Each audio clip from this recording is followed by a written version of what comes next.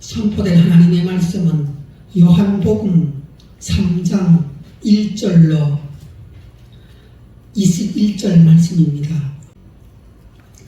그런데 바리새인 중에 니고데모라 하는 사람이 있으니 유대인의 지도자라.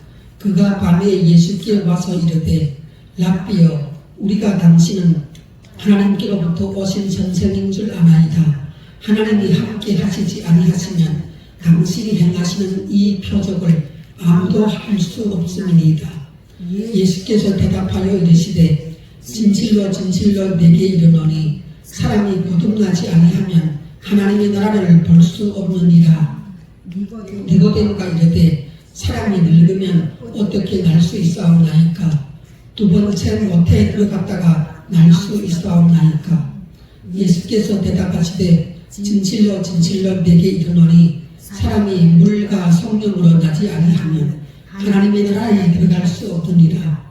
육으로 난 것은 육이요 영으로 난 것은 영이니 내가 내게 거듭나야 하겠다 하는 말을 놀랍게 여기지 말라.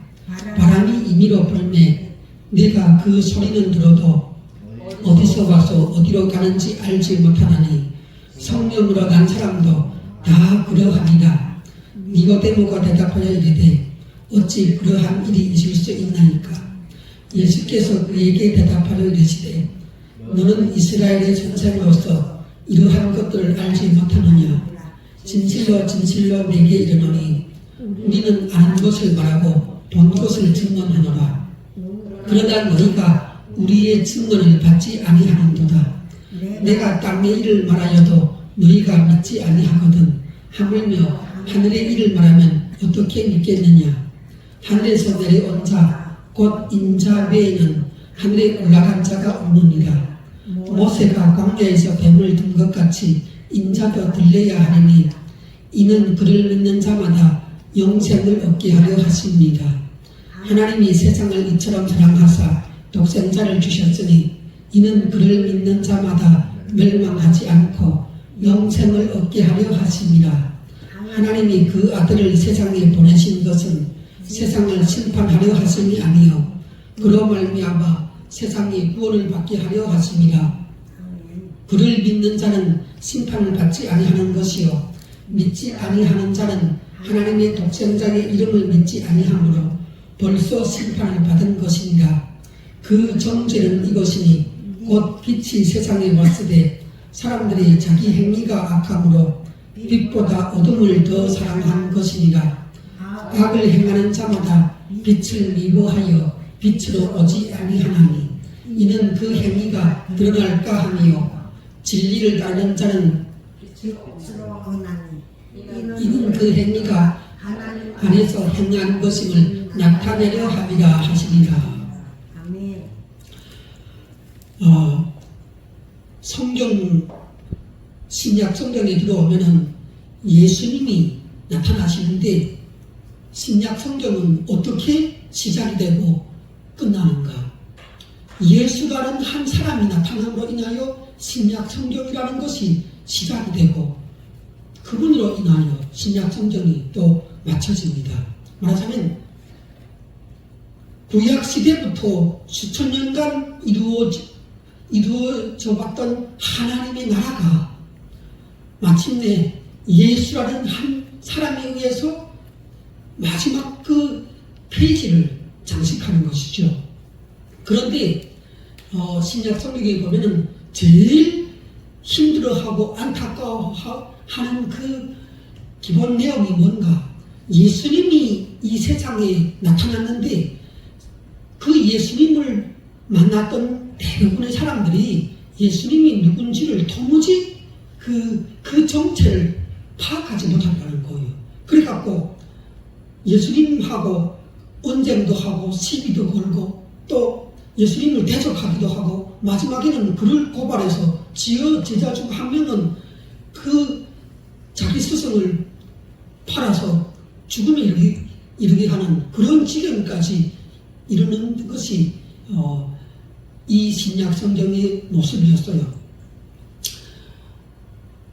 인간은 이 예수라는 청년이 와서부터 무엇이 이루어져야 하는가? 이분이 해야 해요. 그분이 누구인가를 아는 것이 굉장히 중요한 인류의 과제가 되었어요.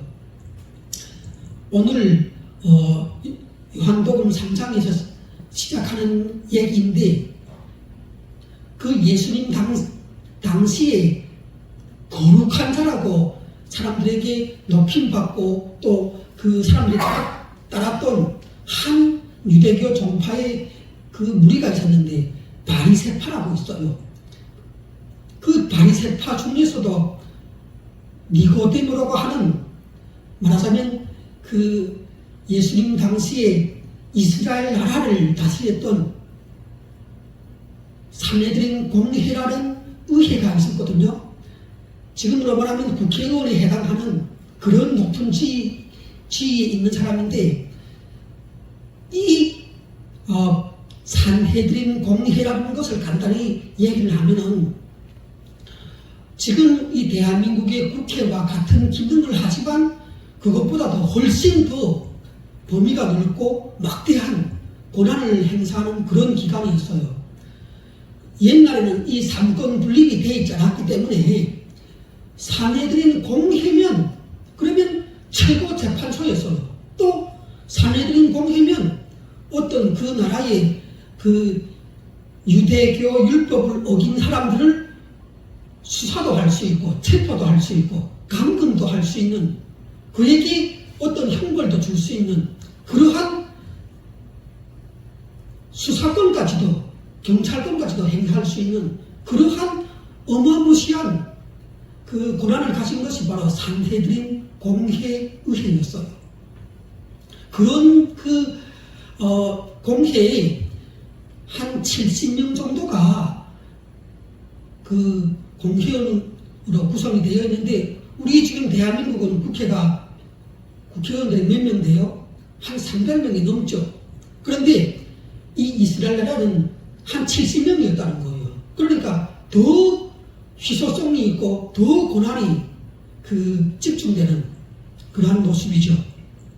그런데 그러한 큰 그 지도자가 어두운 때에, 그야말로 새벽빛을 향해서 어두운 밤에, 캄캄한 밤에 빛을 찾아서 갔다는 거예요. 이 시대는 어느 시대나 그렇지만 이 예수님이 오신 그 이스라엘 나라 땅도 그야말로 어둠이 가득한 그 상황이었어요. 어둠의 그 영적인 그릇으로 들어가면 뭐가 있죠? 사탄이 있고 귀신들이 활개치는 거예요. 눈에 보이지 않지만, 오늘 그 찬송가를 불렀지만 눈에 보이지 않는 이 마귀가 수많은 귀신들을 데리고 한 개의 세력을 구축하고 있는 거예요. 또 그뿐만 아니라 그 귀신들이 각종 그 사람들을 영적으로 죄를 짓게 하고 세력을 이루어서 그 인간을 죄와 사망과 지옥길에 들어서게서 끊임없이 미혹하고 사망으로 위협을 하고, 그런 어둠의 세상이 바로 이 세상이었다는 거예요. 그런 어둠의 그 세상이 되었으면 사람들은 당연히 무엇을 바랄까요? 우리가 동굴에 들어가면은, 터널에 들어가면은, 깊은 터널에 들어가면 어떤 느낌이 들어요? 언제면 끝이 날까? 그래서 저 끝에 그 빛이, 한 줄기 빛이 비춰오면 그러면 그곳으로 향하는 거예요. 이 예수님이 오셨을 당시에도 깊은 터널에 어둠이 있었는데 저 끝에서 촛불과 같은 빛이 반짝반짝하는 거예요. 그 빛을 사람들이 지금 찾는데, 문제는 그 빛이 비치고 있는데 사람들은 영적으로 이 눈이 아직 뜨이지 않아갖고 그게 빛인데 빛이라는 것을 잘 감각을 하지 못했다는 거예요. 여러분들이 한번 생각해 보세요. 오늘 이렇게 정심이 밖에 나가면 그러면 태양이 하늘 중천에 떠 있을 거예요. 그런데 여러분들 이거 한번 생각해 봐요. 태양이 떠 있는데 나는 어둡다. 이게 왜 이렇게 세상이 어둡지? 캄캄하구나. 생각하고 느끼는 사람이 있을까요? 그런데 이 세상은 전모의 태양처럼 밝은 빛이 비치지만 캄캄한 어둠이라는 거예요. 그래서 이 어둠 가운데 있다는 것을 아는 사람이 정말로 그 하나님을 찾는 사람이고 진리를 따라가는 그 사람이거든요. 여러분들도 밖에 나가서 태양이 비쳐서 39도까지 오른다고 해서 이 세상이 밝은 세상이라고 생각하면 안 된다는 사실이에요. 어두운 밤. 그래서 이 오늘 그 성경이 본문에 보면은 니고데모라 하는 이 국회의원 최고 재판소에 있는 사람이 밤을 선택해갖고 대낮도 아니고 밤에 찾아갔다는 거예요. 어디로 찾아갔을까요? 어두운 캄캄한 이 세상에서 찾아갈 곳은 하나의 빛을 발견했는데 예수라는 한 청년이 이스라엘 나라 땅에 나타난 지 얼마 안 되는데 그가 큰 기적을 행한 거예요. 어떤 기적을 처음에 예수님이 행했을까요? 물을 포도주로 만드는 그 기적을 선보였던 거예요. 잔치날이 돼서 잔치에 참가했는데 그날 사람들이 많이 모여갖고 준비했던 포도주가 다 떨어졌어요. 그러자 그 청년이 나서갖고 물을 가득 채우게 하고 이런 큰 그 통에다가 물을 가득 채우게 하고 그걸 순식간에 떠다가 사람들에게 다 이 포도주잔에 채워주라고. 그랬더니 사람들이 그 물잔을 받아갖고 마시기 시작했는데 그 순간 다 포도주로 바뀐 거예요. 빨간 그 레드 와인으로. 그게 온 그야말로 그 지방에 소문이 나기 시작해갖고 이 사내들인 공회원이었던 사람들 그 뒤에도 다 전해진 거예요. 이것은 어떤 사람도 인류 가운데 흉내를 내기가 어려운 그런 일이었어요. 그래서 이 니고데모라는 사람이 예수님을 찾아오게 됐어요. 왜? 이런 큰 기적을 행할 수 있는 존재는 이 땅에서는 없으니까. 이것은 하늘에서 하늘의 그 역사가 나타나는 사람이 아니면 그야말로 하나님이 함께하는 사람이 아니면 그렇게 할 수가 없는 그 기술이었던 거예요. 그래서 저 청년을 내가 가서 만나면 하나님의 그 음성을 듣지 않을까. 눈이 보이지 않는 그 하나님의 그 선지자의 말씀을 내가 가르침을 받을 수가 있지 않을까. 그야말로 영적인 갈망을 갖고 하나님의 음성을 듣고 싶고 그 하나님을 만나고 싶어서 찾아온 거예요. 이 니고데모는 예수님을 만나자마자 이런 얘기를 합니다. 내가 보니까 나뿐만 아니라 우리 공회원들도 또 우리 바리새인들도 일부는, 나는 아니지만 일부는 당신에 대해서 이렇게 이야기를 합니다. 당신이 하나님께로부터 오신 선생인 줄 생각합니다. 만일 하나님이 함께 하시지 아니하면 당신이 행하시는 이런 그 표적과 기적은 아무도 할 수 없는 것입니다. 이렇게 이야기합니다. 그런데 여러분, 우리 한번 잠시 생각해 봅시다. 예수님을 처음 만난 사람들이 그 반응이 어땠죠? 예수님이 처음 제자로 삼아서 만났던 사람들의 첫 반응은 이랬어요. 이분이 그리스도이시다. 이분이, 우리 1절 한번 볼까요? 그 예수님을 따랐던 제자 중에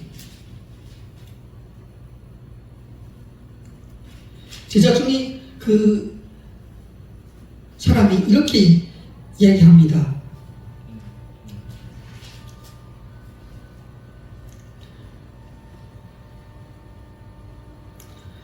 빌립이라는 사람은 나다나엘이라는 사람을 찾아서 모세가 율법에 기록하였고 여러 선지자가 기록한 그 일을 우리가 만났으니 요셉의 아들 나사렛 예수입니다. 그리고 또 다른 나다나엘이라는 사람은 예수님을 딱 만나자마자 뭐라고 고백하는가? 당신은 하나님의 아들이시요 당신은 이스라엘의 임금이로소이다. 이렇게 고백을 했다는 거예요. 그런데 이 니고데모라는 사람은 예수님께 와갖고 당신은 하나님께로부터 오신 선생인 것 같다고, 하나님과 함께하는 선생이라고 이렇게 얘기를 한 것입니다. 그러니까 니고데모가 생각하고 있는 이 예수라는 청년은 하나님의 말씀을 받아서 잘 가르치는 선생이나 선지자 정도로 생각했던 거예요. 그런데 예수님은 사실 그렇지 않았어요. 예수님은 단순히 선생, 단순히 하나님의 말씀을 인간 피조물이 되어서 듣고 전하는 그런 수준의 사람이 아니라 이분은 무엇인가? 앞에 예수님을 처음 만났던 빌립이나 나다나엘이나 안드레가 고백했던 것처럼 이분은 그리스도라는 거예요. 구약에서 예언했던 메시아였던 거예요. 그리고 또 율법에 기록했던 오시라고 했던 그리스도일 뿐만 아니라 하나님의 아들이시고 또 이스라엘의 임금으로 오신 분이었던 거예요. 예수님께서는 이 니고데모를 만나자마자 그가 하나님에 대한 영적인 갈망을 갖고 자신을 만나러 온 것을 보시고 바로 거기에 대한 정답을 얘기해요. 내가 진실로 너한테 얘기를 하는데 사람이 거듭나지 아니하면 하나님의 나라를 볼 수 없다. 하나님의 나라라는 것은 한마디로 무엇인가? 구약시대에는 이스라엘 백성 전체가 하나님의 나라의 백성이었어요. 그래서 그 하나님 나라의 백성이 구약시대에 되려면 어떻게 돼야 하는가? 아브라함의 자손이어야 했어요. 아브라함의 혈통에서 태어난 사람이어야 하고 그 아브라함이 받은 하나님의 약속을 알고 그대로 따르는 사람이 바로 하나님의 백성이었던 거예요. 그런데 예수님께서는 얘기하시는 것이 하나님의 나라를 보고 하나님의 나라의 백성이 되려면 이제부터는 그런 식으로 되는 것이 아니라 어떻게 되어야 한다고요? 거듭나야 한다고. 그렇다면 거듭난다는 것이 뭘까요? 한마디로 거듭난다는 것은 우리가 인간으로 태어났을 때는 어떻게 난 것이에요? 육체를 통하여 육체가 나온 그런 부모의 육체를 통해서 우리의 육체가 태어났을 때 우리가 출생했다고 하죠. 그런데 그것이 아니고 성경에서 말하는 이 거듭난다는 것은 그 얘기를 하려는 것이 전혀 아니고 새롭게 또 거듭나야 된다는 거예요. 그러면 어떻게 태어나야 되는가? 니고데모가 그 얘기를 듣고 황당해갖고 이해가 안 돼서 아니 사람이 늙으면 어떻게 다시 태어납니까? 그러면 제가 두 번째 엄마 뱃속에 들어갔다가 다시 나와야 합니까? 이렇게 얘기를 하게 됩니다. 예수님은 이러한 니고데모에게 또 아주 중요한 진리를 전하시려는 그 마음에서 진실로 내가 내게 말하겠다. 사람이 물과 성령으로 나지 아니하면 하나님의 나라의 백성으로서 될 수가 없다. 이렇게 얘기합니다. 그렇다면 여기서 물과 성령이란 어떤 것인가? 여러분들이 그 세례를 다 받으셨죠? 그 세례를 받은 것처럼 그렇게 그런 물세례를 얘기하는 것인데 이 예수님 당시의 물세례는 예수님 오시기 이전에 예수님이 오실 길을 준비했던 세례요한이 요단 강가에서 사람들을 모아놓고 주었던 그 회개의 세례였어요. 사람들에게 이제부터는 하나님의 그 나라가 임하고 하니까 너희가 하나님 앞에 온전한 자가 되어야 한다. 죄를 회개하고 그 회개를 했다는 증표로서 요단강가에 들이다가 세례를 줬던 거예요. 물로 그들의 몸을 다 씻어줬던 것이에요. 그런 것처럼 니고데모에게 너도 세례 요한이 베풀었던 그러한 회개의 세례를 받아야 하고, 그리고 그것만 받으면 되는 것이 아니라 또 성령 세례도 받아야 된다는 거예요. 이 성령 세례는 언제 어떤 자격이 되어야 받는가?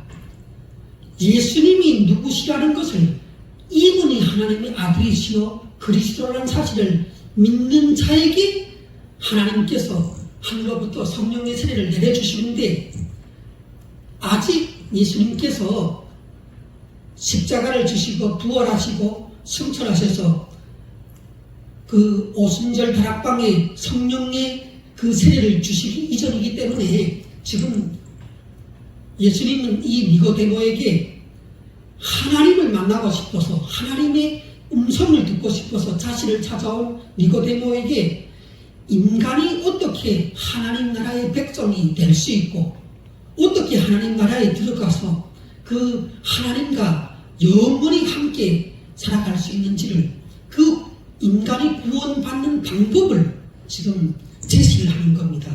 그래서 사람이 물과 성령으로 거듭나는 것이 바로 구원을 받는 그 구원의 원리라고 설명하는데, 여러분들은 어떻게 예수 그리스도를 믿어서 그 다음 물로 세례를 받으셨을 것이고, 그 다음 또 받아야 할 것이 무엇이라고요? 성령 세례를 받아야 한다는 거예요. 성령을 우리가 받아야 되는데, 그 성령을 받는 것은 우리가 받고 싶어서 받는 것이 아니라 예수님을 그리스도로 그 의미를 깨닫고, 정말로 이분이 나의 구원자라는 사실을, 나의 구원을 나 대신 앞서가시면서 십자가와 부활을 통해서 다 이루어 주신 분이라는 것을 가슴으로 믿을 때, 우리가 머리로만 믿는 것에 그치지 않고 가슴으로, 영으로 믿을 때, 그럴 때 하나님께서 그야말로 바람처럼 구름처럼 보이지 않게 성령님께서 우리 가운데, 우리 영혼에 들어오시는 거예요. 그것이 바로 성령 세례고, 그것을 우리가 성령 세례를 받는 것을 뭐라고 또 얘기를 한다고요? 거듭난다고 하는 거예요. 거듭난다는 것은 위로부터, 하나님의 영으로부터 우리가 새롭게 그 하나님의 영이 우리 영혼에 들어오셔서 내주하시면서 우리의 전 인격을 주관하시면서 이끌어 가실 때, 우리가 그러한 그 성령의 임재를, 거듭남을 새로 태어났다고 그렇게 얘기를 합니다.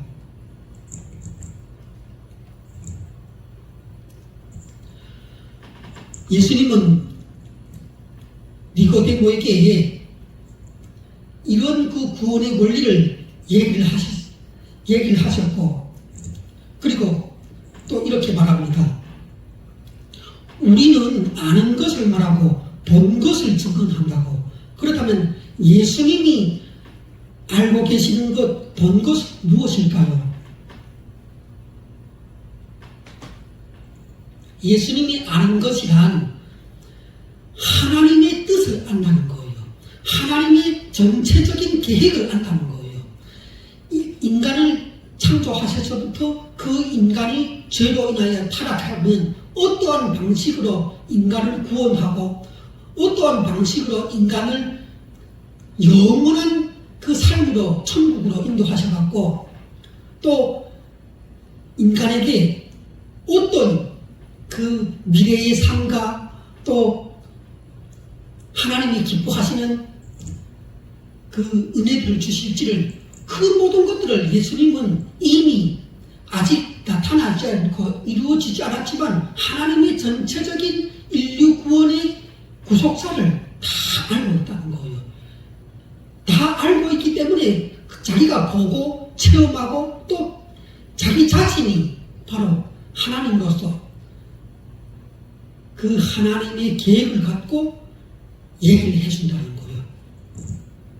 그런데도 너희가 내가 말하는 이 구원의 그 내용들을, 진리들을 받으려고 하지 않느냐고 그렇게 예수님 말합니다. 그러면서 내가 땅의 일을 말하여도 너희가 믿지 못하는데 하물며 눈에 보이지 않는 영적인 세계인 하늘의 일을, 천상의 일을 내가 너희에게 얘기를 한다면 과연 믿을 수 있겠느냐.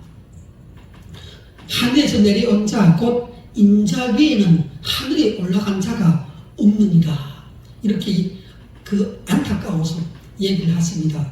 그렇다면 예수님께서 말씀하신 하늘에서 내려온 사람은 어떤 그 존재일까요? 하늘에서 내려왔다는 것은 이분이 원래 어디에 계셨다는 말씀인가요? 하나님이 보좌가 있는 그 천상에 그분이 그곳에서 원래 사시던 분이라는 거예요. 천국에서 사시던 분이 이 땅으로 하늘에서 내려왔다는 거예요. 그런데 그러면 하늘에 올라간 자가 없느니라 또 이렇게 말씀하시는데, 그러면 예수님 당시에 예수님이 하늘에 올라간 적이 있었는가? 그런 적은 없다는 거예요. 예수님이 땅에서 내려왔다가 다시 올라갔다가 또 내려오고 이렇게 하지는 않았거든요. 그럼에도 하늘에 올라간 자가 없다고 얘기하시는 것은 어떤 의미인가? 예수님은 처음부터 옛적부터 하늘에 계신 분이기 때문에 하늘에서 내려온 자인 그 하나님이 바로 하늘에 올라갔던 유일한 목격자이고 하늘의 전체적인 그 그림을, 계획을, 이 땅에 대한 우주의 계획을 다 보고 알고 자신이 갖고 있는 그러한 유일한 사람이라는 거예요. 예수님보다 더 하늘에 대해서 잘 알고 하나님에 대해서 그 구원 계획에 대해서 잘 알고 전할 수 있는 사람이냐 선지자나 그런 사람은 존재하지 않는다는 거예요. 자, 우리 3장 14절을 한번 읽어볼까요? 모세가 광야에서 뱀을 든 것 같이 인자도 들려야 하리니. 예수님은 지금 자기 자신에 대해서 니고데모에게 소개를 해줘요. 모세라는 사람이 구약시대에 있었는데 그가 광야에서 이스라엘 백성들과 함께 살면서 이스라엘 백성들이 하나님께 불평하고 원망하고 그야말로 에돔이라는 땅을 에들어서, 원래 그 에돔 땅을 통과해서 가면은 쉽게 목적지를 갈 수 있는데 그 더운 광야의 사막의 땡볕에서 지금 우리가 밖에 39도 40도 되는 그런 그 무더위에서 직진하면 빨리 갈 수 있는 길을 에돔의 그 백성들이 허락하지 않아갖고 에돔이라는 그 지역을 빙 에둘러서 가다 보니까 아주 그 스트레스가 많았던 거예요. 그러니까 하나님 앞에 막 하나님께 불평하고 모세한테 막 불평하고 이렇게 한 적이 있었어요. 그런데 인간은 어떠한 어려움이 있더라도 하나님 앞에 불평이나 원망을 하면 안 되는 거예요. 예. 그런데 그런 그 모습을 보이자 하나님께서 그 이스라엘 백성들이 그 야영지에 있을 때 사막에서 살고 있는 불뱀들을 시켜서 가서 물게 해요. 수많은 그 주변의 불뱀들이 이 하나님께서 그 전까지는 이스라엘 백성을 보호하여서 불뱀들이 들어가지 못하게 만들어 주셨는데 그 방화벽을 허물어 버리자 삽시에 주변의 불뱀들이 이스라엘 백성들이 그 천막에 막 들어가고 사람들이 막 물기 시작했어요. 그래서 백성들이 막 물려갖고 뱀의 독에 끙끙 앓다가 막 죽어나가기 시작하는 거예요. 하나님의 징계가 임했던 거예요. 그러자 모세가 하나님께 기도를 하자 하나님께서 죄로 인하여 죽어가는 사람들이 살아나는 방법을 하나 딱 대줘요. 그게 뭔가? 나무 장대를 세워놓고 그 나무 장대 끝에 저 불뱀의 형상을 구리로 두어서 만들어갖고 달아내놓게 하는 거예요. 구리뱀을 말하자면 구리로 만든 뱀을 장대 끝에 매달아 놓고 누구든지 저 구리뱀을 나와서 바라보기만 하면은 그러면 죄로 인하여 징계를 받아갖고 사망으로 가는 사람들이 죽다가도 살아난다는 거예요. 그러자 그때 그 이스라엘 백성들이 다 그 하나님이 전하는 말씀을 듣고 불뱀에 물려서 끙끙 걸리고서 앓던 사람들이 다 나와서 그 구리뱀을 봤을까요? 대부분의 사람들은 보지 않았다는 거예요. 왜? 말이 안 되기 때문에. 내가 지금 뱀에 물려서 고통받아서 죽어가는 사람이 저기 구리뱀을 만들어 놓은 것을 나가서 보면은 다 낫고 생명을 얻고 뭐 병마에서 구원받고 그건 말이 안 된단 말이에요. 안 되는 거예요. 그래갖고 대부분이 보지 않아갖고 다 그 불뱀 독에 물려서 다 죽었고 일부 사람들이 다 봤다는 거예요. 그 장대에 높이 달린 불뱀 그 구리뱀을 나가서 그냥 봤는데 다 치유받은 거예요. 그래서 살아나는 거예요. 그런 것처럼 예수님께서도 자기가 어떤 그 사역을 하게 되는지를 미리 보여주는데 나도 모세가 광야에서 구리뱀을 나무 장대에 매달아서 사람들을 저거 보면은 구원받는다고 얘기했던 것처럼 나도 그 구리뱀처럼 장대에 매달려서 들려야 한다고 그렇게 얘기를 합니다. 그러면서 이는 그를 믿는 자마다 영생을 얻게 하려 하십니다. 예수님이 나무 장대에 매달려서 죽는 때가 있는데 그 나무에 매달려서 예수님이 죽을 때 그 예수님을 바라보고 믿는 자는 영생을 얻게 된다는 거예요. 그런데 이 말을 딱 들으면 황당하죠. 옛날에 이스라엘 백성들은 이해가 안 가는 거예요. 아니 내가 제 사망 지옥으로 가는 인생이 예수님이 십자가에 못 박혀서 죽었는데 그 십자가에서 나 대신 못 박혔다는 사실을 믿으면 그러면 내가 생명을 얻고 영생을 얻는가? 이게 좀 이해가 안 될 수가 있는 거예요. 그렇지만 우리가 과거의 이스라엘 백성처럼 하나님이 믿으라는 것을 믿을 때 구원을 얻고 영생을 얻는 것이지 이것이 말이 안 되고 내 이해가 안 닿는다고 보지 않고 믿지 않으면 그냥 다 죽는다는 거예요. 자, 우리 요한복음 3장 16절 함께 읽겠습니다. 하나님이 세상을 이처럼 사랑하사 독생자를 주셨으니 이는 그를 믿는 자마다 멸망하지 않고 영생을 얻게 하려 하십니다. 하나님께서 이 세상을 사랑했는데 엄청나게 크게 이 세상을 하나님께서 사랑했대요. 이 세상이라는 것은 뭘 얘기하겠어요? 이 물질계를 포함한 인간이 그 주인에 대해서 살아가는 세상이죠. 그 인간이 살아가는 인간계를 하나님께서 사랑하셨는데 엄청나게 크게 사랑했다는 거예요. 그러면 이처럼 이렇게 사랑했다는데 그것이 뭔가? 하나님께서 어린 양으로서 희생제물로서 자기 아들을 하나밖에 없는 그 독생자를 주셨다는 거예요. 희생제물로 쓰라고. 그 광야에서 나무 장대에 달린 그 구리뱀처럼 그렇게 사용하라고 자기 아들을 주셨다는 거예요. 이것이 바로 이 하나님께서 독생자를 주신 의미가 우리가 잘 이해되고 깨달아질 때 이 하나님의 사랑이 어느 정도로서 그 큰 사랑인지를 알 수가 있는 것입니다. 하나님께서 그 아들을 세상에 보내주신 것은 이 세상을 심판하려고 정죄하고 형벌을 주려고 아들을 보내신 것이 아니라 이 아들이 세상을 구원하려고 오셨다는 거예요. 누구든지 이 아들을 믿는 자는 심판을 받지 않고 또 이 아들을 믿지 아니하는 자는 하나님의 독생자의 이름을 믿지 아니하므로 벌써 심판을 받은 것이라고 얘기합니다.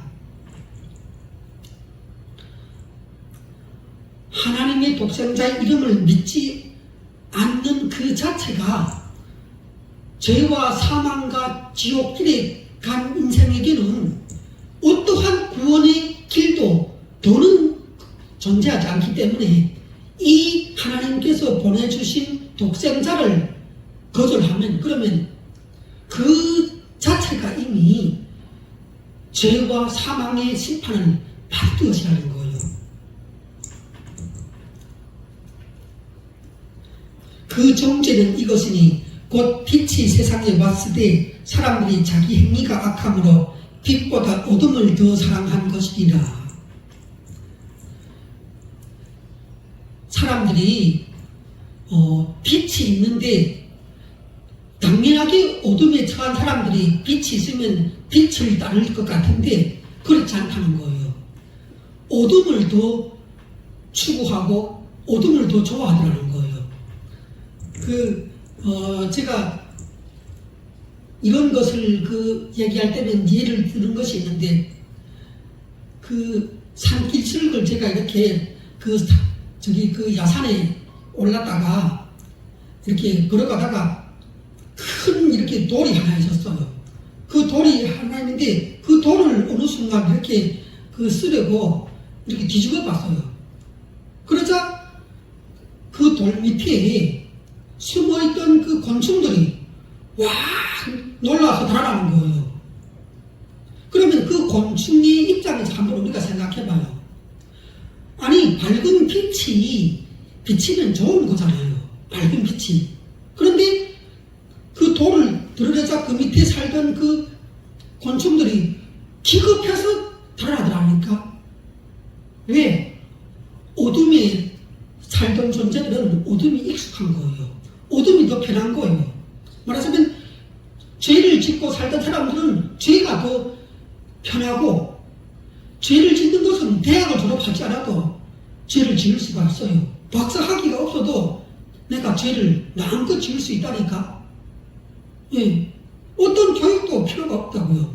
죄를 짓는 것은 태어나서부터 가만히 사람을 자연 상태에 두면 그러면 죄를 이 성경에서 금지하는 죄를 다 골라서 지어요. 그런 것처럼 이 죄를 짓는 인간은 빛이 비치는 것보다 밝은 빛보다 어두움이 더 편안하고 좋고 또 어둠을 더 사랑하더라는 거예요.